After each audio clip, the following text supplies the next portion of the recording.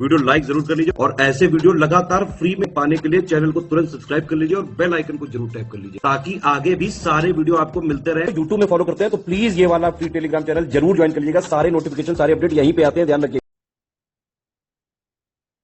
Hello everyone, welcome you all to study for civil services. मैं आयुषी मदान आपके सामने लेके आई हूँ 1 जुलाई से 7 जुलाई के वीकली इंपॉर्टेंट करंट अफेयर्स। ये सीरीज हमारी हमेशा हर वीक आ रही है। आप अपनी प्रैक्टिस के लिए बहुत से बच्चों के ये कमेंट्स आते हैं, डाउट्स रहते हैं कि हम वीकली देखें, मंथली देखें। तो देखिए, वीकली आपको पूरे हफ्ते में एक बार देखना होता है, तो आप सभी लोग वीकली करंट अफेयर्स को फॉलो करिए। साथ ही साथ जो हमारी मंथली आती है उसको भी फॉलो कीजिए ताकि आपकी वीकली के बाद मंथली में सारी रिवीजन हो जाए। और अगर आप सभी लोग प्री और मेंस दोनों की तैयारी कर रही हैं, यूपीपीसीएस, यूपीएससी, आरएएस, इन सब के लिए, तो आप लोगों से मेरा एक सजेशन है कि आप सब लोग मेरे डेली करंट अफेयर्स को भी देखें, जो कि स्टडी फॉर सिविल सर्विसेज का ही एक और चैनल है जिसका नाम है ओनली करंट अफेयर्स। उसमें जाकर के आप डेली करंट अफेयर्स को भी देख सकते हैं, जिसमें आप सभी लोग डेली की इंपॉर्टेंट न्यूज, प्री के लिए भी और मेंस के लिए भी, जितना जितना इंपॉर्टेंट सारी चीजें हैं वो सब कुछ कवर कर सकते हैं। और ये मेक श्योर कर सकते हैं कि आपका एक भी करंट अफेयर मिस ना हो, क्योंकि डेली भी कवर कर रही हो, वीकली भी कर रहे हो, मंथली भी कर रही हो। तो इससे आप सभी का जितना भी करंट अफेयर्स है उसका एक भी पोर्शन छूटेगा। सारी की सारी चीजें आपकी कवर हो सकती हैं अगर आप ये पूरा रूटीन को फॉलो करते हैं। चलिए हम लोग स्टार्ट करते हैं। और अगर आप में से किसी को भी इस पूरे की पीडीएफ चाहिए तो वो इन दिए गए नंबर्स पे कॉल करके सारी पीडीएफ को ले सकता है। जो भी आपको पीडीएफ, जितना भी मटेरियल कुछ भी चाहिए वो आप यहाँ से ले सकते हैं। वीडियो एक्सप्लेनेशन बिल्कुल फ्री है आप सभी लोगों के लिए। तो आप सभी लोग यहाँ पर शुरू करेंगे। सबसे पहले और सबसे इंपॉर्टेंट दिनों से शुरुआत करते हैं। जैसे कि सबसे पहला दिवस है 1 जुलाई को मनाया जाने वाला, जिसका नाम है कनाडा डे। कनाडा डे जो है वो हर साल 1 जुलाई को मनाया जाता है। इसके पीछे का क्या इंपॉर्टेंस है वो हम लोग यहाँ पे समझते हैं। देखो भाई, संडे के दिन ये जो है कैनेडिया एक हॉलीडे है, जिसमें यहाँ पर जो आज के समय का कनाडा है, यूनाइटेड कनाडाज, नोवा स्कॉशिया और न्यू ब्रंसविक, इन तीनों को मिला करके कनाडा का बनाया गया था। और इस दिन इनको ब्रिटिशर्स से आजादी मिली थी, जो कि 1 जुलाई 1867 को होता है। तो इस प्रकार से ये पूरा जो एक दिवस है वो मनाया जाता है, जिसको कई बार हम लोग डोमिनियन डे के रूप में भी जानते हैं। तो इस प्रकार से इस चीज को याद रखिएगा। पूरी कंट्री में या जितने भी कैनेडियंस वहां पे रहते हैं वो सब लोग यहाँ पे पार्टिसिपेट करते हैं और बहुत सारी एक्टिविटीज की जाती हैं, जैसे कि सिटीजनशिप के ऊपर मनाए जाते हैं, फेस्टिवल मनाया जाता है, बारबेक्यू शोज किए जाते हैं, फायर वर्क्स, म्यूजिकल कॉन्सर्ट्स और कैनेडियन हेरिटेज दिखाया जाता है और बहुत सारी सेलिब्रेशन जो है वो की जाती है। तो इस प्रकार से एक ये दिवस है, इसको भी आप दिमाग में रखिएगा। 1 जुलाई को जो है यहाँ पर पोस्टल वर्कर्स डे भी मनाया जाता है। नेशनल पोस्टल वर्कर्स डे, जितने भी पोस्टल वर्कर्स हैं यहाँ पर, डाक कर्मचारी हैं, उनको डेडिकेट करके ये एक और दिवस मनाया जाता है, जिसमें पोस्टल की क्या इंपॉर्टेंस है। क्योंकि पहले देखो, आज के समय में इंटरनेट है पर पहले तो इंटरनेट नहीं था ना। तो पहले के समय में जो टेली कम्युनिकेशन है, पीपल जो है वो सिर्फ पोस्टल सर्विसेज पे ही रिलाई करते थे। तो वहां से ये दिवस को 1997 से मनाने में शुरू किया गया है और तब से ये दिवस जो है फिर वो चलता आ रहा है, नेशनल पोस्टल वर्कर्स डे। बहुत से लोग जो है आज भी यहाँ पर पोस्ट वगैरह का इस्तेमाल करते हैं। फिर आते हैं सीए डे। ये आप सभी लोग जानते ही हैं, चार्टर्ड अकाउंटेंट जो है उनका एक दिवस मनाया जाता है सीए डे के रूप में। तो इस दिन सीए डे जो है ये क्यों मनाया जाता है 1 जुलाई को, क्योंकि इस दिन जो है आईसीएआई जो है, international institute institute of chartered accountants of India, जो कि सारे अकाउंट्स का एग्जाम जो है भारत में वो कंडक्ट कराती है। तो उसी के रिस्पेक्ट में इस पूरे दिवस की स्थापना जो है वो की गई है। और इस दिन जो है ये पूरा एक दिवस के रूप में मनाया जाता है। बहुत ही पॉपुलर दिवस है ये, सभी लोग मेरे हिसाब से पहले से ही इस चीज को जानते हैं। 1949 से ये चलता आ रहा है और ये एक एक्ट के तहत बनाए गए थे। ठीक है भाई, बढ़ते हैं हम लोग नेक्स्ट। उसके बाद आता है 1 जुलाई को ही किसका दिन मनाया जाता है? डॉक्टर्स दिवस। अब डॉक्टर्स दिवस जो है इस बार मनाया गया था celebrating resilience and healing hands करके उसका थीम रखा गया था।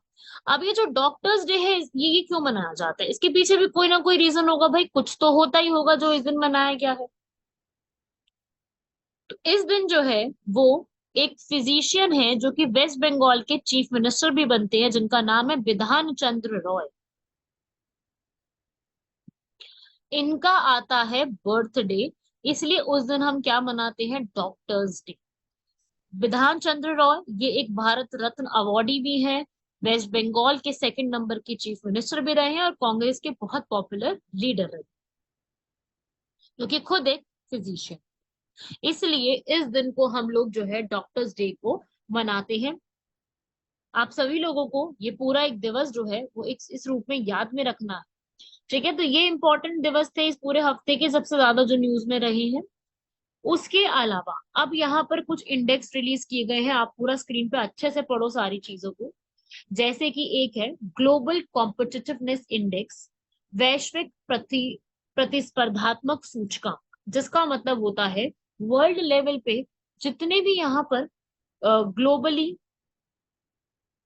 जैसे कंपटीशन होता है उसके इंडेक्स को रिलीज किया है कि भाई जो एक कंट्री है वो अपनी इकोनॉमी में कैसे कंपटीशन को लेकर के आ रही है, उसके ऊपर पूरा एक ये डिटेल में निकाला जाता है। ठीक है, कंट्री कैसे एनवायरनमेंट के अकॉर्डिंग काम कर रही है। तो ये पहला क्वेश्चन कहाँ से बनेगा? प्रीलिम्स पे पहला क्वेश्चन बनेगा कि ये रिलीज करता कौन है। तो भाई ये रिलीज करती है international institute for management development, IIMD। पहला क्वेश्चन यही से बनता है कि ये रिलीज कौन करता है। और इसके हिसाब से टॉप करने वाली कौन है? इस बार टॉप किया है डेनमार्क, आयरलैंड, स्विट्जरलैंड। ये बहुत इंपॉर्टेंट। इंडिया की पोजीशन हमसे पूछता है अगर, तो इंडिया की इस बार की पोजीशन जो है वो 40th नंबर की रही है। उससे पहले हम 43rd नंबर पे थे, अभी हम कौन से नंबर पे आ गए हैं? 40th नंबर पे आ गए। तो इंडिया जो है यहाँ पर वो पब्लिकली चाहे काम करना हो बिजनेस के ऊपर, तो इंडिया काफी इंप्रूवमेंट इस चीज में कर रहा है, उसी के लिए पूछा। तो क्वेश्चन सीधा ये बनता है कि which organisation has release global competitiveness index. ये यूपीएससी पहले पूछ चुकी है। तो ऑप्शन में आपको क्या दे देंगे? World bank, world economic forum, Asian development bank. आपका आंसर क्या होगा? International institute of management development, English Hindi दोनों में यही कहा जाता है। तो ये 2023 का दिमाग में रखिएगा, बहुत बहुत इंपॉर्टेंट है। रिपोर्ट पब्लिश कौन करता है और इसमें इंडिया की इस बार क्या आई है? ये यूपीएससी सिविल सर्विसेज के 2019 के पेपर में ये पूछा जा चुका है, ऑलरेडी ये क्वेश्चन आया था। ठीक है, इस बार की ये रिपोर्ट किसने पब्लिश करी है दिमाग में रखिएगा, टॉप किसने किया है ये भी दिमाग में रखिएगा। ठीक है, हो जाएगा याद सब लोगों को यहाँ तक। और इंडिया की इस बार की क्या पोजीशन रही है वो भी। वर्ल्ड बैंक की अगर मैं बात करूँ तो वर्ल्ड बैंक भाई global economic prospects, ease of doing business, world development report ये सब निकालती है। जबकि वर्ल्ड इकोनॉमिक फोरम जो है वो ग्लोबल जेंडर गैप हो गया, रिस्क रिपोर्ट हो गई, ट्रैवल और टूरिज्म के ऊपर रिपोर्ट हो गई, वो सारे रिपोर्ट को यहाँ पे निकालती है। तो आप लोगों से ये सब चीजों पे सवाल किए जाएंगे, कौन सी रिपोर्ट कौन रिलीज करता है, दैट इज मोर इम्पोर्टेंट। ठीक है, हो जाएगा भाई सभी लोगों को यहाँ तक कंप्लीट। चलो अगले पे बढ़ते हैं। अगला यहाँ पर अभी हाल फिलहाल में, क्योंकि आप सभी लोग जानते हैं कि क्लाइमेट के ऊपर काफी सारे जो है वो चीजों के ऊपर बात चल रही है। तो अभी जो है एक क्लाइमेट क्लॉक जो है वो रिलीज की है यूके के, यूनाइटेड किंगडम के किंग जो है जिनका नाम है चार्ल्स 3। उन्होंने एक काउंटडाउन क्लॉक है, ये मैं आपको पिक्चर दिखा दूं, कुछ इस प्रकार की वो क्लाइमेट क्लॉक रिलीज की गई है। अभी एक्यूरेट कितनी है इसके ऊपर काफी सारी बातें चल रही है, लेकिन हाँ अभी रिलीज की गई है। तो मैं आपको बता दूं कि क्लॉक जो है वो चल रही है, काउंट डाउन चल रहा है। तो ये काउंट डाउन यहाँ पे स्टार्ट किया गया है, जो कि ये बताता है कि किस तरीके से हम लोग अर्थ के टेम्परेचर में 1.5 डिग्री सेल्सियस को क्रॉस करते जा रहे हैं। ये बताता है कि हम लोग CO2 का लेवल कितना क्रॉस कर चुके हैं, global warming day by day कितनी बढ़ती जा रही है। असल में ये क्लॉक जो है वो 2015 में शुरू की गई थी न्यूयॉर्क में, फिर उसके बाद इसको धीरे धीरे और बढ़ावा दिया गया।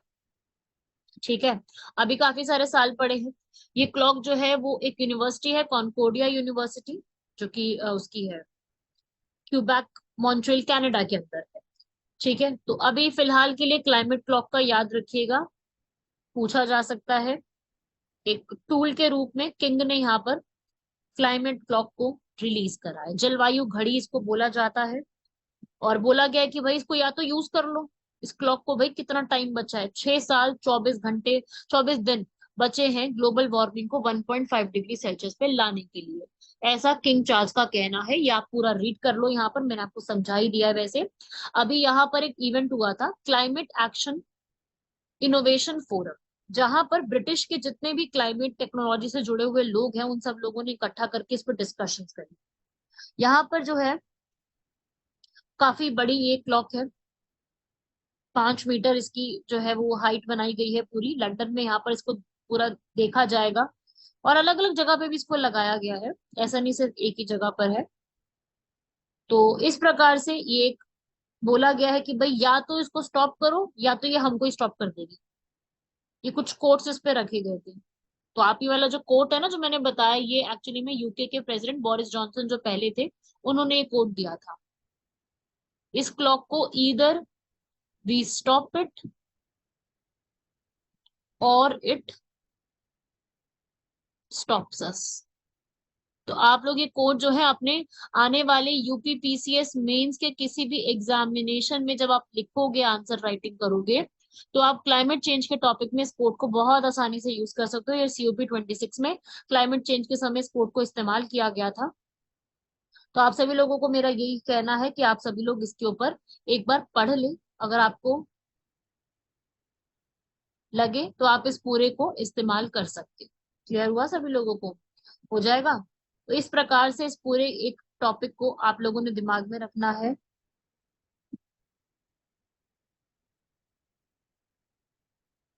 यस, कंप्लीट कीजिएगा इस पूरे को। चलो भाई, थर्ड वाला टॉपिक पे बढ़ते हैं हम लोग, वो है क्रिटिकल मिनरल्स। अभी हाल फिलहाल में इंडिया ने ही एक, हमारी जो मिनिस्ट्री ऑफ माइंस है जिसे हम कहते हैं खनन मंत्रालय, उन्होंने एक यहाँ पर महत्वपूर्ण खनिजों का एक अलग से जो है लिस्ट रिलीज करी है, जो इंडिया के लिए 30 ऐसे मिनरल्स होंगे जो काफी ज्यादा क्रिटिकल मिनरल्स कहलाएंगे, जिसे हम कहते हैं महत्वपूर्ण खनिज, या फिर आप कह लीजिए बहुत ही दूर, मतलब बहुत ज्यादा जरूरी हमारे लिए खनिज, जो हमें हमारी, चाहे हम डिफेंस में कोई भी सामान इस्तेमाल कर रहे हो, एग्रीकल्चर में, एनर्जी में, फार्मास्यूटिकल में, टेलीकम्युनिकेशन में, जो हमें आत्मनिर्भर बनाने में बहुत मदद करते हैं। तो ऐसे क्रिटिकल मिनरल्स का एक अलायंस तैयार किया जा रहा है, क्रिटिकल मिनरल्स फॉर इंडिया करके।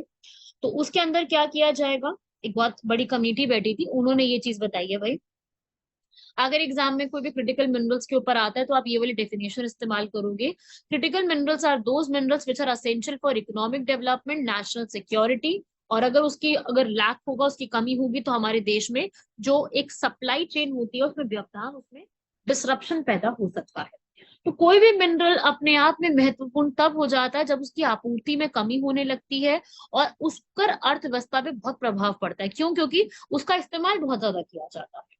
उसे हम कहते हैं क्रिटिकल मिनरल्स, और ये बहुत ही नेचुरल तरीके से मिलते हैं। ये आपको ऑलरेडी नेचर में मिलेंगे। इनका एक कॉम्पोजिशन होता है, ये मेटल भी हो सकते हैं, ये नॉन मेटल भी हो सकते हैं, आयरन, कॉपर, गोल्ड, कोल, जिप्सम। तो इस तरीके से ये लिस्ट है। इसमें लिस्ट में अगर मैं बात करूं पूरे वर्ल्ड में, तो यूएसए ने अपने बताए हैं 50 ऐसे मिनरल की जो हमारी इकोनॉमी में बहुत सपोर्ट करते हैं। इसी तरीके से जापान ने अपने यहाँ पर 31 मिनरल्स बताए हैं, यूके ने 18 बताए हैं, और जो कनाडा है उसने यहाँ पर 31 बताए हैं, और इंडिया ने अभी यहाँ पर एक्सपर्ट कमेटी ने 30 मिनरल्स की जानकारी को दी है, जिसमें क्या क्या आता है मैं एग्जाम्पल दे देती हूँ। लिथियम सबसे इंपॉर्टेंट है, मैं कुछ नाम लिख देती हूँ यहाँ पर। Lithium, nickel, strontium, tungsten, cadmium, vanadium, zirconium, phosphorus, niobium, molybdenum, beryllium, bismuth, cobalt, copper, antimony, graphite, gallium, silicon, rhenium, potash, tin, titanium, ये सब कुछ है। ठीक है, तो हो सकता है आगे आने वाले क्वेश्चंस में यूपीएससी कभी हमसे ये क्रिटिकल मिनरल्स के नामों के ऊपर ये पूछ ले कि कौन से ऐसे मिनरल है, क्या उनके नाम है। There is a high chance, क्योंकि यूपीएससी को ऐसे क्वेश्चन पूछना बहुत पसंद है, तो हम लोगों से इस प्रकार के क्वेश्चन बहुत आसानी से पूछे जा सकते हैं। सब लोग इस बात को समझे, तो आप सभी लोग इस चीज को जो है थोड़ा सा एक बार पढ़ लीजिएगा। नाम जो मैंने आपको बताए हैं, ये नाम आप लोगों को एक्स्ट्रा पढ़ के जाने हैं। अब इसको जो रिलीज करा है वो यहाँ पर जो है रिपोर्ट आई थी, रिपोर्ट ऑफ आइडेंटिफिकेशन, जो कि यहाँ पर एक्सपर्ट कमेटी ने प्रिपेयर किया, और ये धीरे धीरे करके इसमें चेंजेस आते रहेंगे, आज नहीं आगे भी आते रहेंगे। ठीक है, ये लिस्ट है पूरी, इसका कहाँ कहाँ पे अब ये भी इन्होंने रिलीज करा है कि भाई ये सब हम कहाँ कहाँ पे कहाँ से इम्पोर्ट कराते हैं। जैसे लिथियम है, अब बताया गया लिथियम चिले, रशिया, चाइना, आयरलैंड और बेल्जियम से इंपोर्ट कराता है इंडिया। ऐसे करके पूरी लिस्ट भी निकाले। इसकी मिनरल्स की डिमांड ज्यादा है, क्यों? क्योंकि आज के समय में हमारी जो इलेक्ट्रिक व्हीकल्स है, हमें उसमें इस्तेमाल करने की जरूरत पड़ जाती है। ठीक है, तो ये इस तरीके के क्वेश्चन पूछे जाते हैं। तो क्रिटिकल मिनरल्स है ये पूरा, एक याद रखिएगा, क्रिटिकल मिनरल्स ये सारे जो है वो क्रिटिकल के रूप में काउंट हो चुके हैं। लिस्ट आ चुकी है, लिस्ट पूछी जा सकती है, किसने प्रिपेयर किया ये पूछा जा सकता है, और इसमें क्या इंपॉर्टेंट स्टेजेस रहती है ये पूछा जा सकता है, कहाँ कहाँ से इनको मंगाया जाता है ये पूछा जा सकता है, और सबसे ज्यादा मैं बता दूं, सबसे बड़ा रोल इसके अंदर चाइना का होता है। सबसे बड़ा रोल इसमें आज भी चाइना का है। चाइना में जितने भी हमारे मिनरल्स बताए ना, 30 में से 16 तो सबसे ज्यादा हमारे आते हैं चाइना से। ठीक है, तो मोनोपोली इसमें चाइना की रहती है, सप्लाई चेन चाइना पे डिपेंड बहुत ज्यादा रहती है। ठीक है भाई, चलिए भाई अगले आर्टिकल पे बढ़ते हैं हम सभी लोग। अब एक और यहाँ पर एक डब्ल्यूएचओ ने एक तरीके से कह लो खुलासा करा है या क्या बताया है कि एस्पार्टेम जो है एक तरीके का लो कैलोरी का एक स्वीटनर है, जो हमें हमारे जितने भी आइटम्स होते हैं उसमें डाल के हमें स्वीट टेस्ट देता है। ये डब्ल्यूएचओ ने बोला है कि ये एक कार्किनोजेन कंपाउंड हो सकता है, जिससे हमारे कैंसर रिलीज होता है, पॉसिबल कार्किनोजेन है। और ये एक आर्टिफिशियल स्वीटनर की तरह इस्तेमाल किया जाता है, जो कि डिस्कवर किया था 1965 में एक अमेरिका के केमिस्ट जेम्स कैचलर। वर्ल्ड का सबसे कॉमन यूज किया जाने वाला है, और जो हम अपनी ऑलरेडी शुगर हम लेते हैं सुक्रोज, उससे ज्यादा इसमें 200 गुना ज्यादा अमाउंट ऑफ शुगर होता है। जो कि अब हमसे एग्जाम में क्या पूछेगा कि केमिकली इसकी फॉर्मेशन कैसी है। इसमें मिथाइल एस्टर डाइपेप्टाइड होता है, जिसमें एल एस्पार्टिक एसिड और एल फिनाइल एलामाइन जो है वो इंक्लूड होता है। और इसकी परमिशन जो है यूज करने की वो यूएसए में दी गई थी 1981 में, और उसके बाद 1983 में इसको कार्बोनेटेड बीवरेज जैसे कि डाइट कोक्स हो गई, हमारी जितने भी हमारी कोल्ड ड्रिंक्स होती है उन सब में इसको इस्तेमाल करने की परमिशन मिली थी। ये दो अमाउंट से बना है, दो नेचुरल अमीनो एसिड से बना है, aspartic acid and phenyl, protein rich foods. ठीक है, तो ये आप याद रखिएगा। हमारे जितने भी च्युइंगम्स होते हैं जिनको हम शुगर फ्री कहते हैं, जितनी भी हमारी फ्रूट जूस होती हैं, डाइट सोडा है, कोक है, कुछ भी है, ये सब कुछ में ये यूज किया जाता है।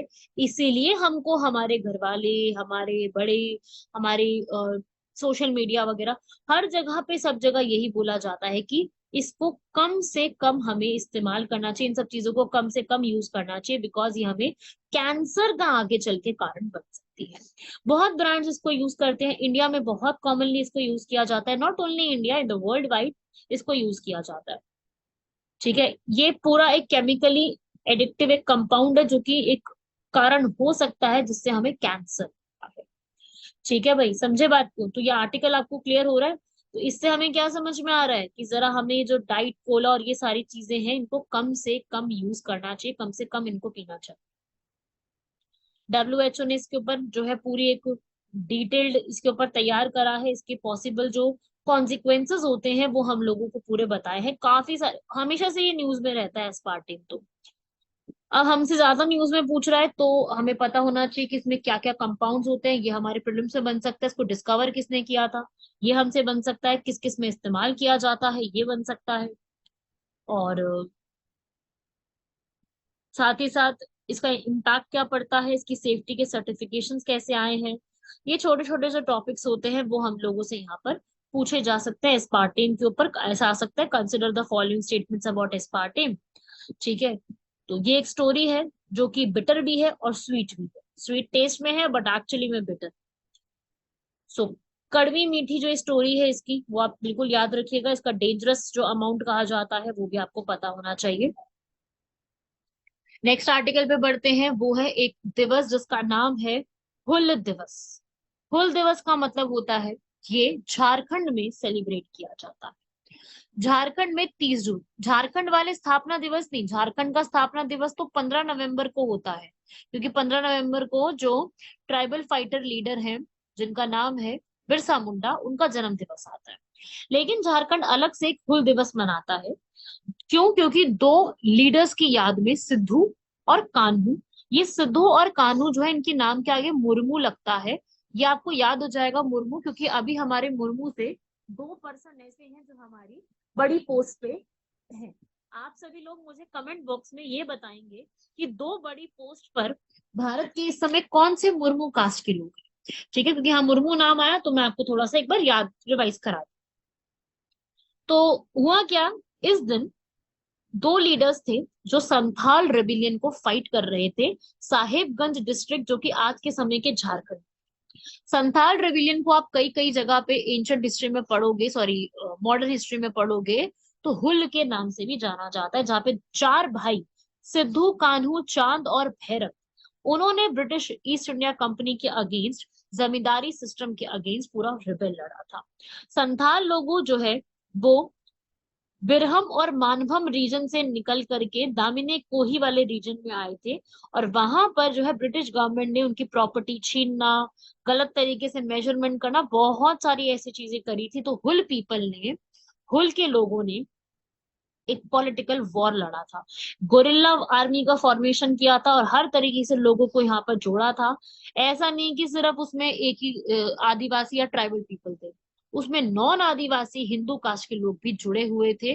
और इसमें एक बहुत इंपॉर्टेंट फीमेल का नाम जो है कई बार पूछा जाता है, जो कि नाम है फूलो झानो। फूलो झानो एक ऐसी फीमेल थी जो कि हुल रेबिलियन या फिर आप कह लीजिए संथाल रेबिलियन में पार्टिसिपेट की थी, जिन्होंने यहाँ पर ब्रिटिश आर्मी को डिफीट किया था 2 बार। तो इस तरीके से ये पूरा एक हुल दिवस मनाया जाता है। 30 लोगों की याद में इसको एक मनाया जाता है जिसमें उन्होंने सैक्रिफाइस की थी अपनी जान। क्लियर हुआ? संथाल, हुल का मतलब ही क्या होता है? झारखंड वाली लैंग्वेज में हुल का मतलब ही क्रांति, रेवोल्यूशन होता है। और कई बार इसको बोला जाता है 1855 में शुरू हो गया था, 1857 की क्रांति से पहले शुरुआत हो गई थी, इसलिए से कई बार फर्स्ट वॉर ऑफ इंडिपेंडेंस भी कहा जाता है, जिसको लड़ने वाले सबसे आगे 2 लोग थे, सिद्धू और कान्हू, साथ में इनके 2 भाई थे। ठीक है भाई, क्लियर हुआ? तो एक ये संथाल रेबिलियन, इस बार आप जो भी एग्जाम की प्रिपरेशन कर रहे हो, संथाल रेबिलियन के बारे में हर एक स्टूडेंट को मेरे पढ़ के जाना है, क्योंकि संथाल रेबिलियन से क्वेश्चन बहुत पूछे जाते हैं। ठीक है भाई, चलिए अगले सवाल पे बढ़ते हैं। वो है ऐसे ही एक और ट्राइबल लीडर की कहानी, क्योंकि अभी हमारी जो प्रेसिडेंट है वो इन लीडर को ट्रिब्यूट देने के लिए जो है वो सेलिब्रेशंस हैदराबाद में किए गए हैं, और लीडर का नाम है अल्लूरी सीताराम राजू। सीताराम राजू, आप सभी लोग मुझे ऐसा लगता है इनके बारे में जरूर जानते होंगे। अल्लूरी सीताराम राजू जो है ये रेम्पा रेबिलियन के लिए जाने जाते हैं। जैसे अभी आपने हुल पढ़ा, संथाल पढ़ा, ऐसे ही एक और रेबिलियन आंध्र प्रदेश के हैदराबाद के एरिया में हुआ था, नाम है रंपा रेबिलियन। ठीक है, देखो, आदिवासी जो लोग है ना, वो एक स्वतंत्रता प्रिय लोग हैं। उन्हें किसी बंधन में आप नहीं बांध सकते। इसलिए जितनी भी लड़ाइयां शुरू हुई है वो पहले जंगल से शुरू हुई है। ठीक है। हम ये कह सकते हैं कि जंगल के टीलों से ही स्वाधीनता की योजना का प्रारंभ हुआ था, जो कि प्रकृति के पुत्र है। उन्हीं से ये चीज जो है वो अलग जो है वो जगी। आप उनको कभी बांध के नहीं रख सकते। तो इस प्रकार से ये पूरी एक अल्लूरी सीताराम राजू ने फाइट किया था, जो कि 1892 में ब्रिटिश गवर्नमेंट ने मद्रास फॉरेस्ट एक्ट को पास किया था, जिसमें जो पीपल रह रहे थे इस रीजन के आसपास उनका आना जाना बंद कर रखा था। और साथ ही साथ जो उनकी एक बहुत ही पुरानी प्रैक्टिस हुआ करती थी जिसका नाम है पोडू, उस पोडू को इस्तेमाल करने से मना कर दिया था, जिसकी वजह से ये पूरा एक रिबेलियन यहाँ पे फाइट किया जाता है, जिसके लीडर कौन बन जाते हैं? अल्लूरी सीताराम राजू। इनको एक टाइटल दिया गया था। इनके टाइटल का जो नाम है वो है मन्यम वीरुडू, मतलब कि हीरो ऑफ द जंगल। अब अल्लूरी सीताराम जो है ये तेलुगु फैमिली से बिलोंग करते थे। अब आपने ये सोचा होगा अल्लूरी राजू सीताराम ये सब नाम कैसे पड़ा इनका। देखो, असल में जो इनका नाम है ना, वो अल्लूरी सीता सॉरी अल्लूरी राम राजू। इनके नाम के आगे जो ये सीता लगा है वो कैसे लगा? ये जो है एक फीमेल थी, एक गर्ल थी, जिनसे ये बहुत प्यार करते थे। उनका नाम था सीता। वहां से और उस जो लड़की थी उनकी डेथ बहुत जल्दी हो गई थी, इसलिए इन्होंने अपने नाम के आगे क्या लगा दिया? उनका नाम सीता, अल्लूरी सीताराम राजू। जो कि फिर आगे चल के ये 18 की उम्र में ही जो है पूरे कॉलोनियल इंडिया में इन्होंने जो है वो पूरा बात करनी शुरू करी। पुलिस स्टेशन पे जो है वो काफी ज्यादा लड़ाई लड़ी, और काफी सारे रीजन में जो है वो रेड करी और अपने रेम्पा रेबिलियन को सक्सेस बनाया। और जब 1882 का एक्ट पास हुआ तब यहाँ पर बहुत प्रॉब्लम इनको होनी शुरू हो गई। इनकी शिफ्टिंग कल्टीवेशन में दिक्कत आनी शुरू हुई। इसके बाद यहाँ पर इन्होंने लोगों को इकट्ठा करना शुरू किया। जो गांधी जी की नॉन कॉपरेशन मूवमेंट, असहयोग आंदोलन चल रहा था, उससे कुछ चीजों को यहाँ पे लेते हुए इन्होंने एक अपनी आर्मी बनानी शुरू करी। और फिर यहाँ पर 1992 से 1924 तक इन्होंने पूरा रंपा रेबिलियन उस रीजन में फाइट करा। लोगों को यहाँ पर जो है एक साथ में बताने की पूरी एक 2 साल तक बहुत लंबी इन्होंने पूरा किया। और फिर इनकी जो है आगे चल के डेथ हो जाती। इनके जो है अल्लूरी सीताराम राजू के पोर्ट्रेट्स और वो सारी चीजें आज भी हैदराबाद में प्रेजेंट। स्टोरी क्लियर हुई सभी लोगों को यहाँ तक? ये पूरा का पूरा एक आर्टिकल जो है आपके दिमाग में एकदम फिट होना चाहिए, क्योंकि रंपा रेबिलियन, संथाल रेबिलियन, ये क्वेश्चन जो है ये यूपीएससी का फेवरेट है। वो ये सब सवाल बहुत बार पूछ चुके हैं।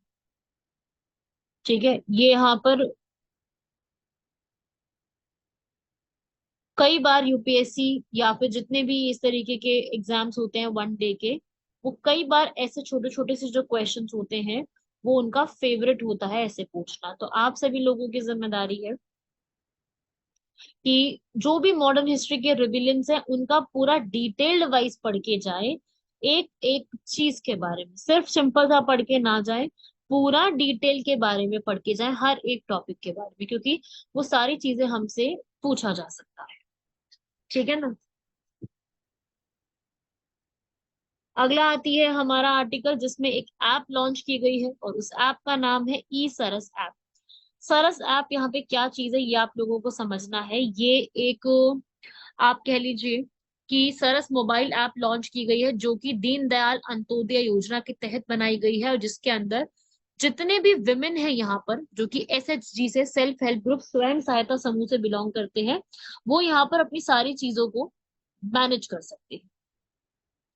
ठीक है, जो भी आप यहाँ पे प्रोडक्ट बनाते हो लोकल लेवल पर, उसको एसएचजी जो दीदी यहाँ पर बनाएंगी, उनके पूरी मार्केटाइज यहाँ पे की जा सकती है। और वो सारा का सारा आपको, आप इस ऐप के तहत पूरा एक मतलब एक वहां से सेल कर सकते हो, लोग भी वहां पे कस्टमर्स भी खरीद सकते हो और आपके घर तक वो सारी चीजों को पहुंचाया जाए। तो ये एक पूरा, जैसे अमेजोन वगैरह इस तरीके की चीजें हम चली रही है, उसी प्रकार से ये ऐप लॉन्च की गई है, जिसमें मार्केटिंग और ई कॉमर्स इकट्ठा करके विमेन एंटरप्रेन्योरशिप को प्रमोट करेंगे। बेसिक बात क्या है, वुमेन को यहाँ पर जो है वो प्रमोट किया जाए, जिसमें आप यहाँ पर ऑनलाइन प्लेटफॉर्म की तरह रहेगा ये, जिसमें आप सारी चीजों के बारे में, आर्टिस्ट के जितनी भी चीजें आप अब घर के सामान सजाने के लिए हो गया, या जो भी आइटम्स होती हैं, सारी सारी आइटम्स को आप ऑनलाइन परचेज कर सकते हो, जैसे कि हम करते भी, हम करते हैं ना ये सारी चीजें प्रमोट।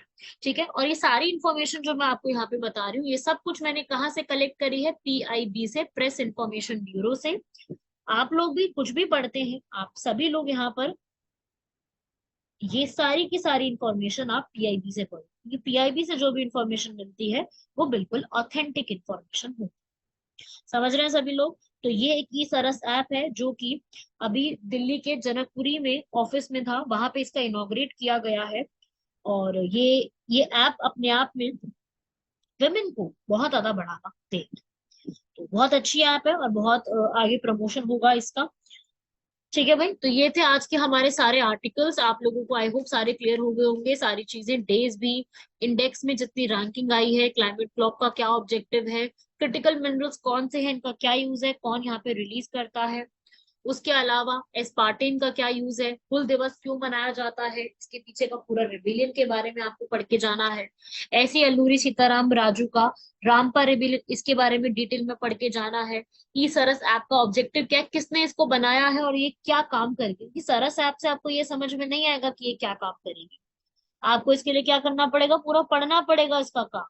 तो इस काम को पढ़ने के लिए आपको पूरी ये सारी चीजों की इंफॉर्मेशन भी बेहद जरूरी है। तो इसको आप सभी लोग कंप्लीट करेंगे, सारी इंफॉर्मेशन को यहाँ पर जितना जितना मैंने बताया। ठीक है भाई, यहाँ तक कंप्लीट कीजिए, मिलते हैं आप लोगों से नेक्स्ट लेक्चर में। तब तक के लिए धन्यवाद, शुक्रिया, जय हिंद। ऐसे ही पढ़ते रहिए, और डेली, वीकली, मंथली सारे करंट अफेयर्स को कवर कीजिए, ताकि आप सभी लोगों को किसी भी प्रकार की कोई समस्या ना हो, ताकि आप सभी लोग एक एक जो भी हमारे करंट अफेयर है वो सबका आप ज्यादा से ज्यादा बेनिफिट उठा सको। इसलिए मेरी सजेशन है कि आप सारे सारे वीडियोस बिल्कुल फ्री ऑफ कॉस्ट है, आपको कोई मनी नहीं पे करना, आपको सिर्फ पढ़ना। उतना सभी लोग करते हैं और कर ही रहे हैं, तो ये जो है आपको सारा कुछ देखना। ठीक है भाई, मिलते हैं आप लोगों से नेक्स्ट लेक्चर।